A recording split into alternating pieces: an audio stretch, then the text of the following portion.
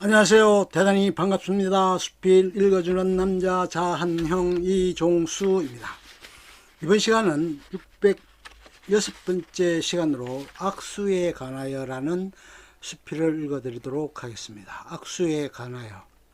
가드너. 만일 세상에 비난의 여지가 없다고 생각되는 습관이 하나 있다면 그것은 악수의 습관이다. 그러나 이 순진하고 사랑스러운 습관도 방금 심리에 걸린 모양이다. 신문지상에 이에 대하여 위생적인 이유에서 엄중한 고발이 나왔고 우리가 만나고 헤어질 때의 상호 감정을 표현하는 데 있어 좀 위생적인 방법을 채택하도록 종용받고 있는 것이다. 생각건대 우리의 이 뿌리 깊은 습관을 버리게 하자면 상당히 가혹한 법령과 중한 벌칙이 필요할 것이다.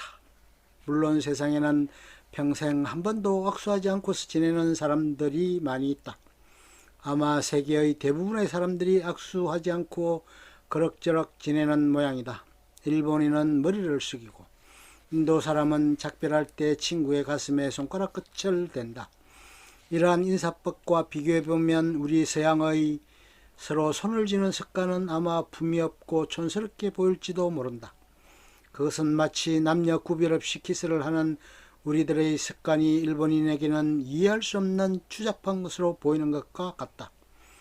그들에게 있어서 키스란 우리들이 거기에 관련 짓지도 않는 순전한 성적 의미를 갖는 것이다. 키스 문제에 있어서 우리들은 우리 조상보다도 훨씬 자제하게 된 것만은 사실이다. 에라스무스가 그의 서간에서 튜더 왕조 시대의 영국에서 얼마나 키스가 관습화했던가, 그리고 또한 은연중에 저 박학하고 고독한 인사 에라스무스 자신과 얼마나 키스를 즐겼는가를 서술한 유명한 대목을 누구나 읽었을 것이다. 그가 오늘날의 우리들에 대해선 그렇게 쓸 수 없을 것이다. 그리고 키스가 결코 우리들의 일상적인 인사법이 아니었던 관계가 하나 있다.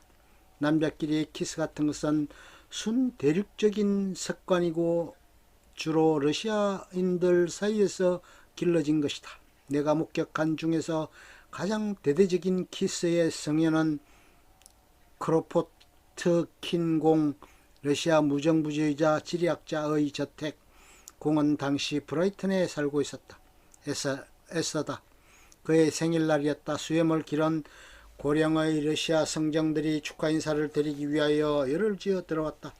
하나하나 들어올 때는 그들은 이 현자에게 달려들어 그 목을 껴안고 수염에 덮인 두 뺨에 소리가 울릴 정도의 키스를 퍼붓는 것이었고, 크로포스킨도 역시 소리가 울릴 정도의 키스로서 이에 응답하는 것이었다.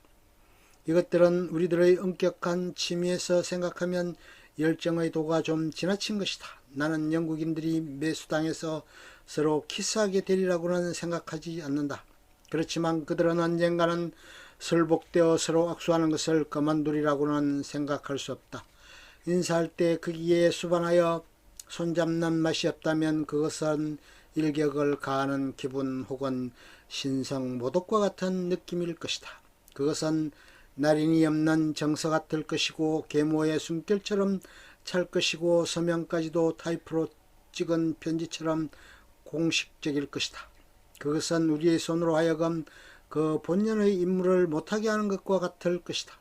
손은 반감을 살 것이고 유리주머니 속이나 등 뒤에 가만히 있지 않을 것이고 단추를 만지작거리지도 않을 것이다. 우리는 손을 쇠사슬에 묶어두어야 할 것이다. 손이 동기간의 손에 뛰어덤비는 충동은 본능이고 격렬한 것이다. 물론 이 습관에도 불리한 점도 있다. 암만 해도 잡고 싶지 않은 손, 미지근하고 끈적거리는 손, 맥없이 시들부들한 손, 뼈만 있는 억센 손들이 있는 것을 우리는 다 아는 바이다. 뷰라이아 힙 디킨즈의 데이비드 코프필드에 나오는 교활한 인물이 우리의 동심을 벅차게 한 그 무서움과 염호의 정은 다른 어떤 사정보다도 그의 손의 감촉으로 전달된 것이었다. 그것은 차고 축축한 손이어서 추잡하고 소름 끼치는 듯한 느낌에 사로잡히게 하는 것이었다. 나는 마치 그 손을 쥐어본 것처럼 그 손의 감촉을 알고 있다. 그리고 지금도 그 손을 만질 때마다 굽신굽신하는 비굴한 인물의 모습이 마음에 떠올라와 그의 손의 임자를 당장 저주하게 된다. 당치 않은 말인지 몰라도 악수가 육체적, 정신적 건강 상태를 아는데 그리 나쁘지 않은 단서가 될 수 있다. 저 손에는 죽음이 있다고 한 것은 키츠와 헤어진 후 콜리지가 한 말인데 우리들에게도 이에 못지않은 확신을 가지고 저 손에는 부정이나 부정직이나 혹은 솔직이나 용기가 있다고 말할 수 있는 기회가 얼마든지 있다. 어떤 인격은 악수 속에 녹아들어오는 것 같이 생각된다. 악수는 너무 표현력이 강하기 때문에 그것만으로서 인격에 대한 것이 완전히 드러나고 마는 것이다. 예를 들면 출판업자인 피크라는 사람이 있다. 그는 손을 내민 채 다가와서 그 손을 무슨 내버리고 싶은 물건처럼 우리들 손에 놓는다. 그것은 일기 여하에 따라 혹은 찬 푸딩과 같은 손이고 혹은 더운 푸딩과 같은 손인데 그러나 차근 덥건 푸딩과 같은 점에선 다름이 없다. 우리는 그 손을 어떻게 취급할 것인가? 그것은 분명히 피크의 것은 아니다. 그렇지 않다면야 그가 그렇게까지 그것을 버리고 싶어 애쓰지는 않을 것이다. 우리는 그 손을 잡을 수가 없다. 왜냐하면 그것은 해파리처럼 아무런 감흥이 없고 아무리 해파리하고 열렬히 악수할 수 있는 사람은 없기 때문이다. 악수는 서로 해야 하는 것이고 그렇지 않다면 그것은 결코 악수가 아니다. 그러므로 우리는 다만 예의상 부득이한 동안만 쥐고 있다가 살며시 그것을 피크에게 돌려보낸다. 그러면 그는 다른 누군가에 말하자면 자기 손에서 그것을 가져가도록 하기 위하여 떠난다. 그 다음 그와 정반대의 극단적인 것이 원기 좋은 스터빙즈의 경우인데 그는 내게 톰이나 잭이라고 말을 걸면서 덩어리를 툭 침으로써 너를 얼마나 존경하는가를 나타낸다. 이런 유의 사나이다. 그러나 그는 우리의 등을 툭 치지는 않는다. 그는 우리의 손을 잡는다. 어리석게도 손을 그에게 주기만 한다면 아프고 뼈가 어스러질 정도로 쥐고서 어깨에서 거의 빠질 정도로 팔을 흔들어댄다. 이렇게 말하는 것 같다. 이것은 내 인격입니다. 내게 미지근한 점은 조금도 없습니다. 철저한 요크셔인입니다. 대쪽같이 곧지요. 아, 아프다. 배서 반갑습니다. 다시 한번 꽉 비탄다. 그에게서 반환됐을 때의 손의 아픔이란 눌러 어스러진 것 같다. 그래서 작별할 땐 두 번 다시 손을 그에게 주지 않으려고 조심한다. 그런가 하면 부들부들하고 머뭇거리는 손이 있다. 이것은 지나치게 애정이 차서 언제 손을 떼야 할지 모르고 창밖으로 집어 팽개치고 싶어질 때까지 상대방 손바닥에 놓여 있다. 그러나 비록 전율을 일으키게 하는 손 몸부림치게 하는 손이 있긴 하지만 이 악수의 의뢰는 우리들이 때때로 벌금을 지불해야 할 만한 가치가 있다.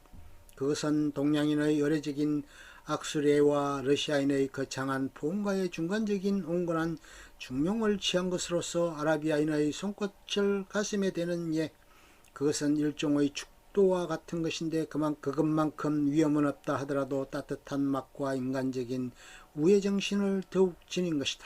우리는 모든 시인 중에서 가장 우정이 두터운 한 시인, 다음에 인용되는 식구 작자 로버트 번즈와 더불어 다음과 같은 말을 하는 것을 지우기 전에 충분한 의학적인 증거가 필요한 것이다. 내 믿는 친구여, 그대에게 이 손을 드리나니 그대도 그대 손을 주라. 가드너.